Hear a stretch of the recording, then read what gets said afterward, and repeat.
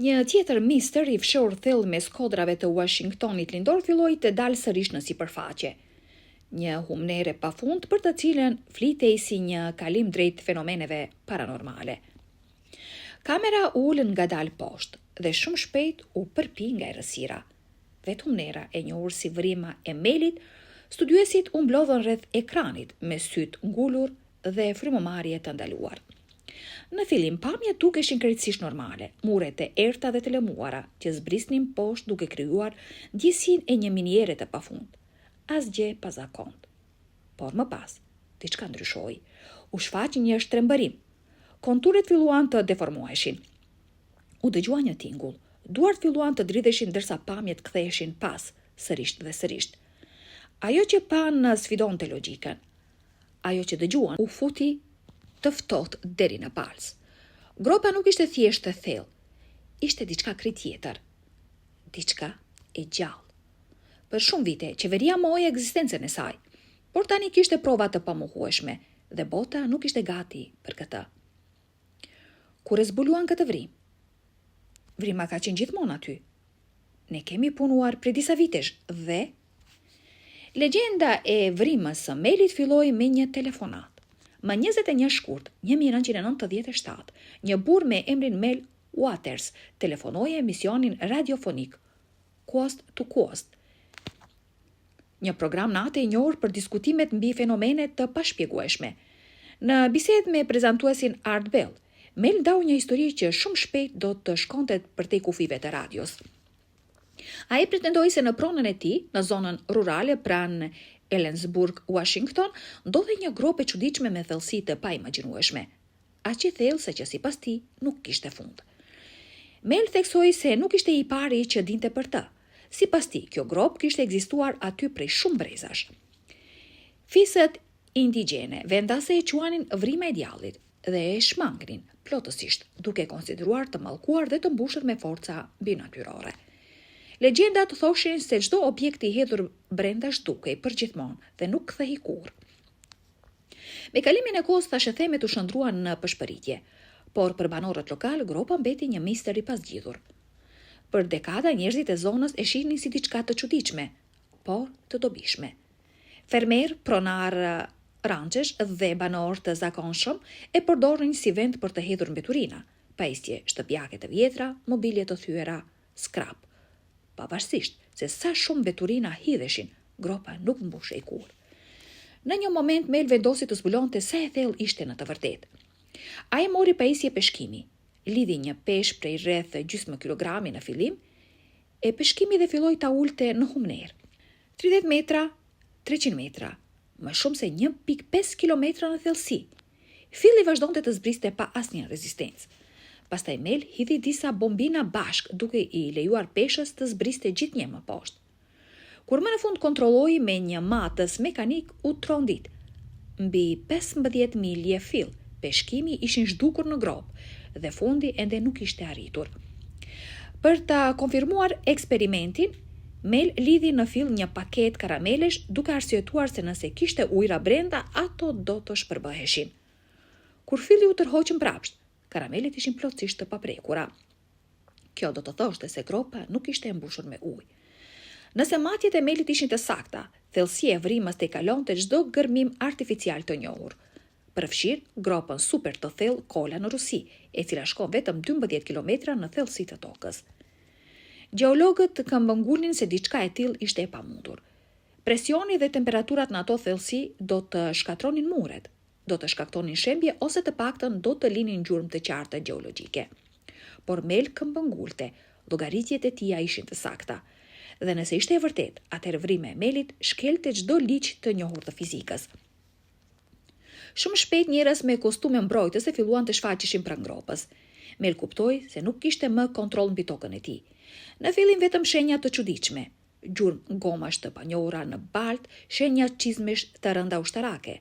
Por situata u përshkallëzua shpejt. Një mëngjes, ndërsa po shkonte drejt pronës së tij, Mel u ndalua. Nuk ju lejua të afrohej. Zona ishte rrethuar nga njerëz me kostume mbrojtëse të verdha. Ata nuk treguan asnjë dokument, duke thënë se hyrja ishte ndaluar për shkak të një rrëzimi avioni në afërsi. Por Mel e dinte se kjo ishte gënjeshtër. Në gjithë vitet që kishte jetuar aty, ai nuk kishte parë asnjë cobës avioni, asnjë shërbim shpëtimi, asnjë lajm. Më vonë ndodhi diçka edhe më e errët. Një grup njerëzish me uniforma ushtarake së bashku me një zyrtar civil ju afruan një marrëveshjeje. Nëse Mel do të largohej menjëherë nga SBA-ja dhe nuk do të kthehej kur, ai do të merrte $250,000 në vit për gjithë jetën. Nëse refuzonte, Elan të kuptonte qartë se jeta e tij do të bëhej e padurueshme. Një nga zyrtarët la të kuptoi hapur se një laborator ilegal droge mund të zbulojë shumë lehtë në tokën e tij, mjaftueshëm për ta futur në burg për dekada. Zgjedhja ishte e qartë: merr paratë dhe zhduku ose përballu me pasojat. Pak kohë më pas, Mel Waters u zhduk. Telefoni i tij heshti. Shtëpia e tij u gjete braktisur dhe më pas u zhduk edhe toka. Prona ku ndodhej vrima u konfiskua nga qeveria. Arsyeja zyrtare nuk u dha kurrë. Dokumentet e pronësisë u zhdukën. Zona u mbyll plotësisht dhe u ruajt nga patrullat armatosura. Edhe më shqetësuese ishte ajo që u vu re në imazhet satelitore. Dukej sikur vetë parcela ishte fshirë ose ndryshuar. Në vitin 2002, 5 vjet pas historisë së parë të Melit, një grup studiosish amator vendosën ta kërkonin vetë vrimën e Melit. Rruga e çoi në përpyet e Kittitas, County, Washington, por pavarësisht hartave të vjetra, vrima nuk gjendej askund. A ishte mbushur? A ishte shkatruar? Apo ishte fshehur?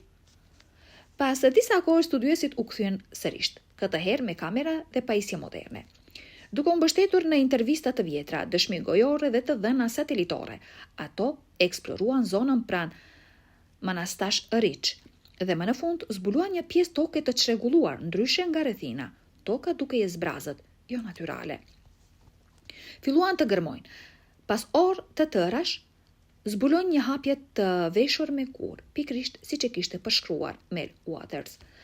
Kamera ul sërish poshtë, në fillim gjithçka dukej normale. Muri ishte me gur të lëmuar, mungesë lagështie dhe bimësie.